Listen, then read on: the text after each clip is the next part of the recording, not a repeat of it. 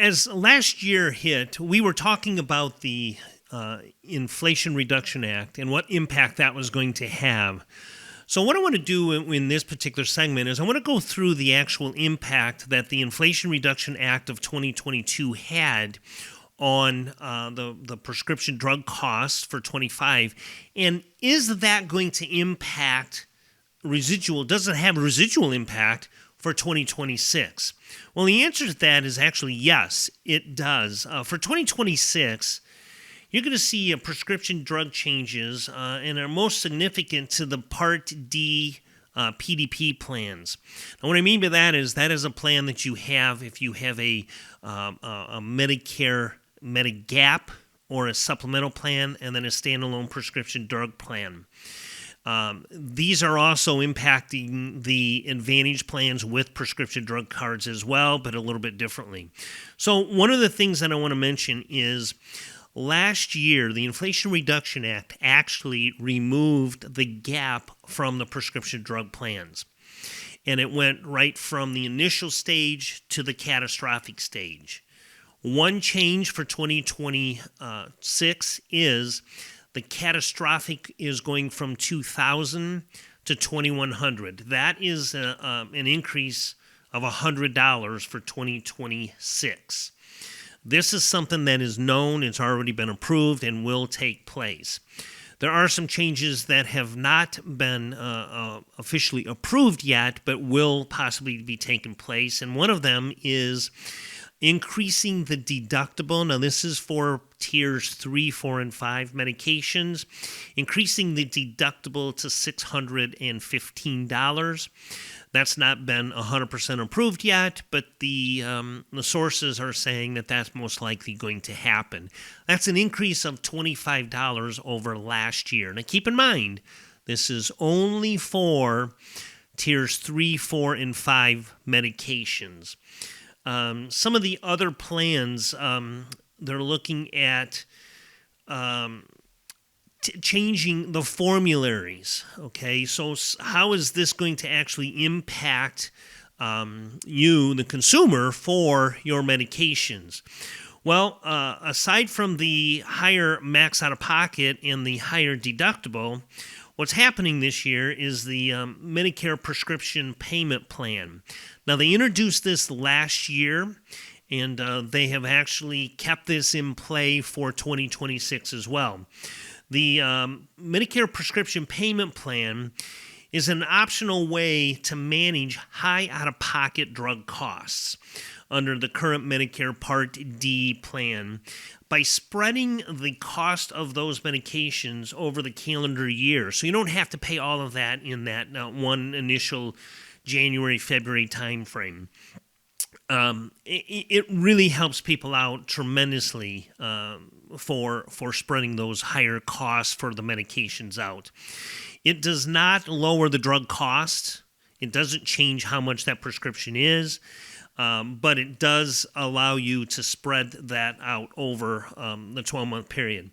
Basically, the way it works is you take the higher drug cost, you would divide that over the 12-month payment. If you have a deductible for that higher drug, most of the higher drugs are going to be tier 3, 4, and 5, which you would have a deductible. That is spread out over the 12-month period, so then you have a much more manageable month-to-month cost for that. The other thing that it works in this way is there's no interest on that payment. And there's no interest or surcharge if you're late on that payment. Okay, so you will actually be able to have that spread out over a 12-month period, not pay any interest on that, not pay any interest or penalties if it's late, and get your medications covered for the 12-month period. This is something that will automatically be enrolled. You'll automatically be enrolled in. If you decide that you don't want this particular option, then you'll have to disenroll in that. A lot of people that were enrolled in it last year, it'll automatically happen for you for this year. Another thing slated for 2026 is the negotiation of drug prices. Medicare Drug Price Negotiation Program was put in place back in 2023, And basically how that worked was in 2023, they negotiated the drug prices. This was for prescriptions that were brand name or the biologics of drugs that were also covered under the higher costs.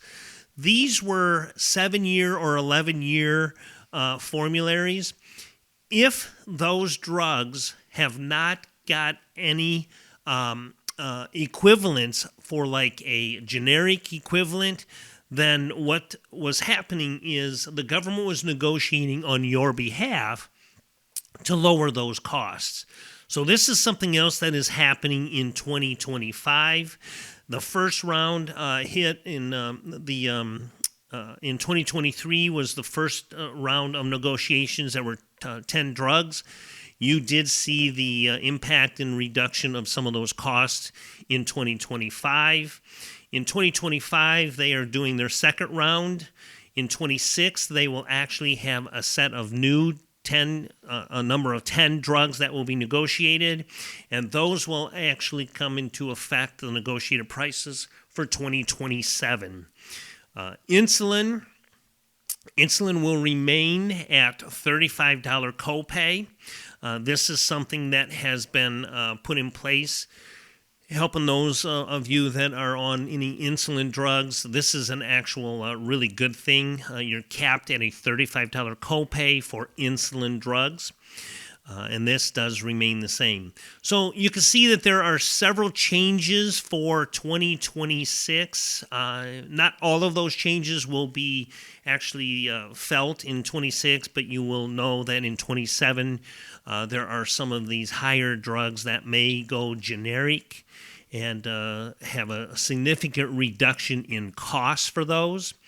There again, part of the reason why we do our reviews is to help you understand exactly what your impact of these drug changes are going to be.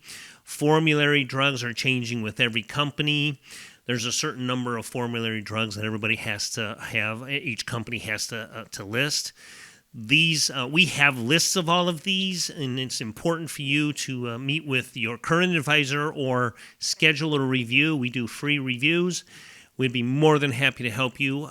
So reach out to us. Our website is America's Medicare Associates. That's americasmedicareassociates.com.